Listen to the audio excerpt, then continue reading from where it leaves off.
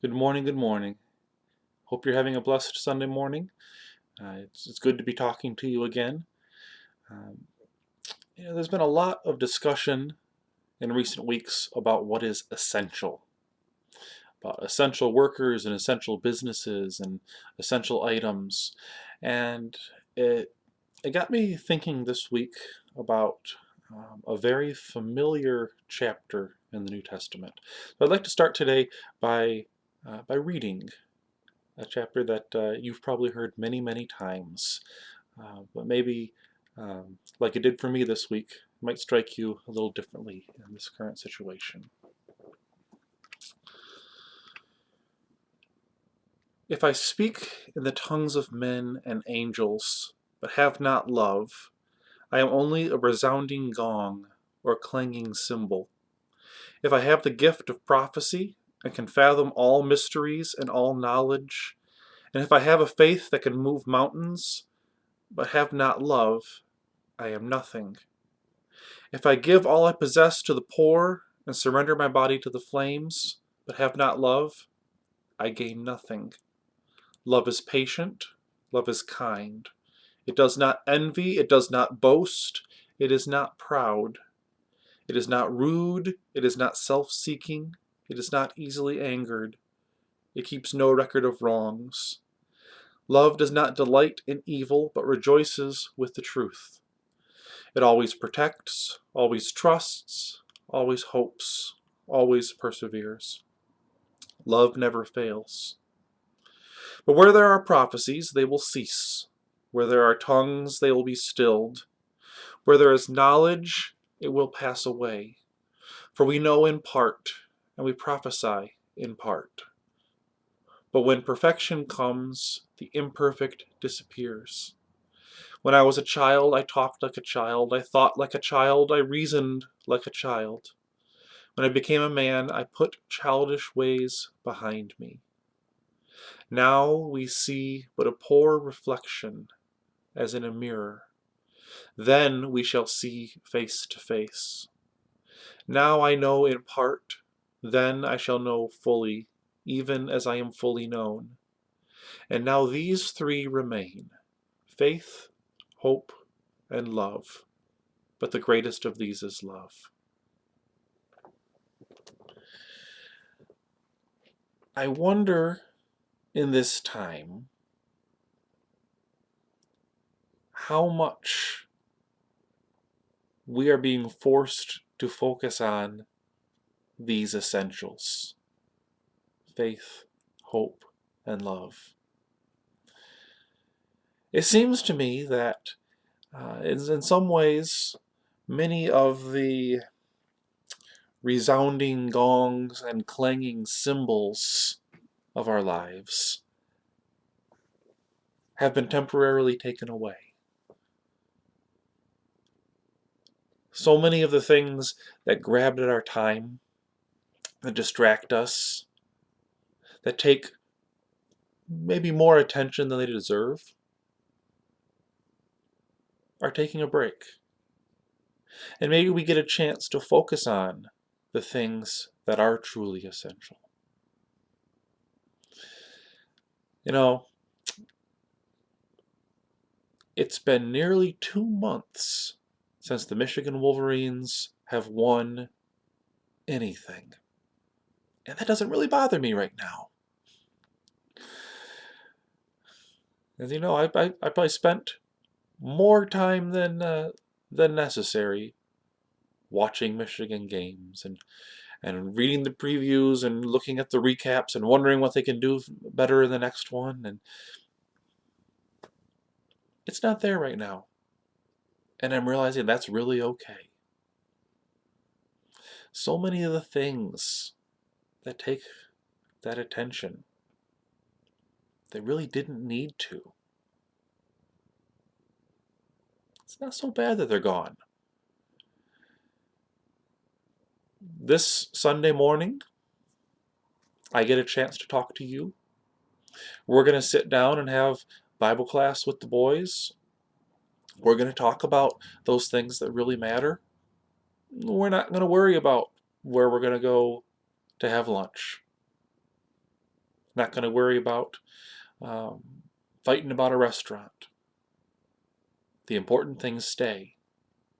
The other things, clanging cymbals, resounding gongs, they're not there. There are things that matter. And when you take the time to remove all of those things that don't matter so much, all the things that that aren't essential, we dig down and we see what's left. Faith, hope, and love. And those things, I think, are very much alive in our church, in our families, and in this world. I think we do have these essentials and we can lean on them. We have the faith that God is in control.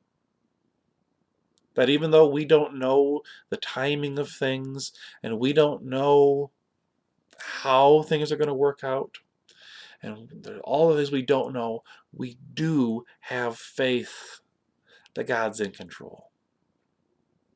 We have faith that things are going to be okay. And we have a hope that something good is going to come of this. And not just the wishing kind of hope. We have that confidence, that certainty, that hope that comes out of faith.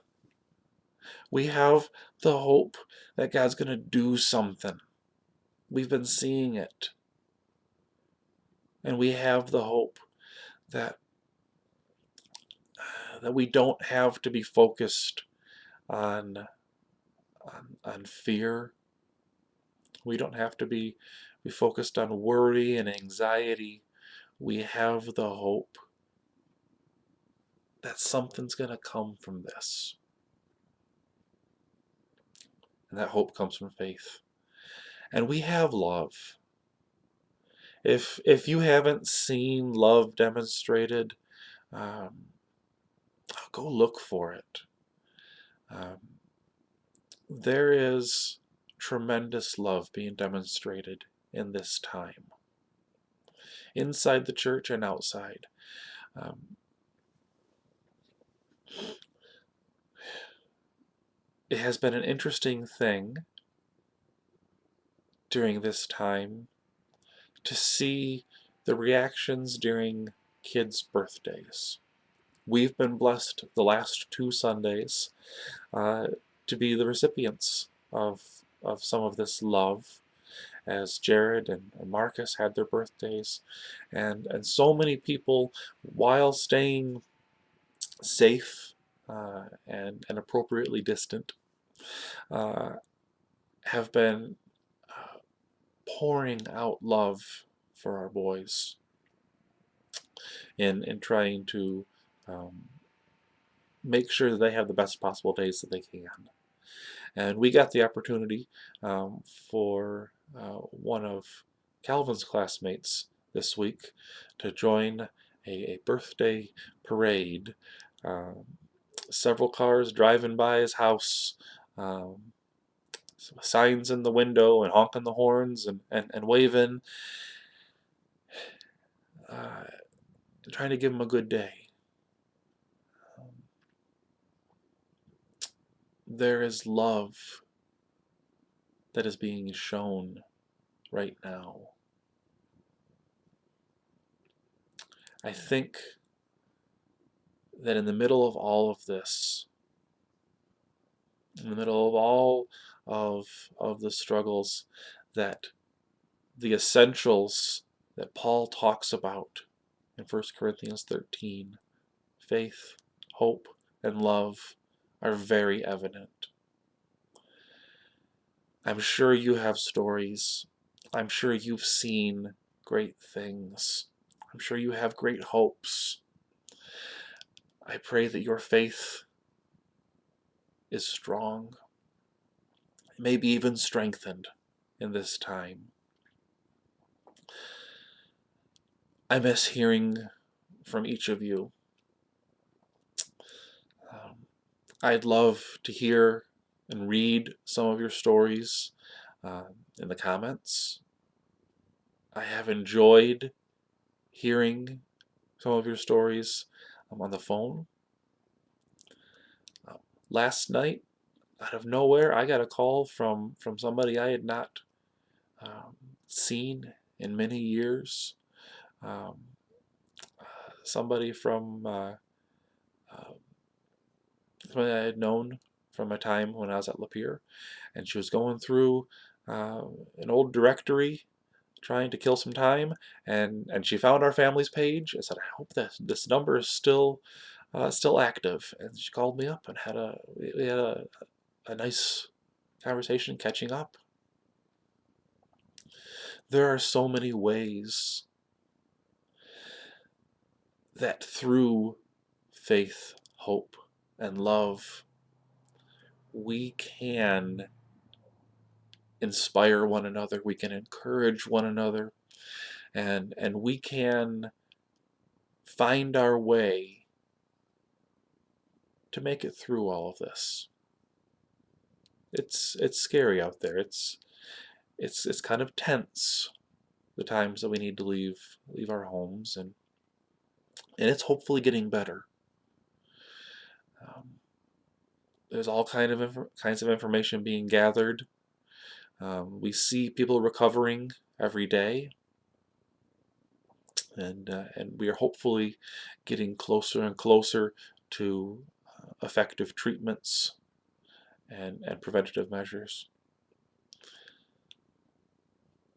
But when things start to get you down, I hope that you have been taking the time to pick up your Bibles, to read an important and familiar chapter like 1 Corinthians 13, or some other text that can encourage you and that you can share with others.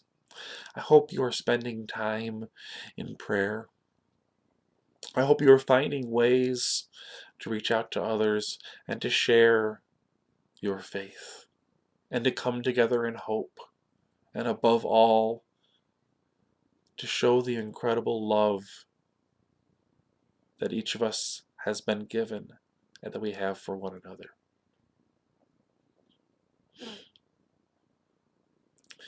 And just maybe when we do get back to normal and all of those other distractions start to find their way, we can appreciate them for what they are: fun,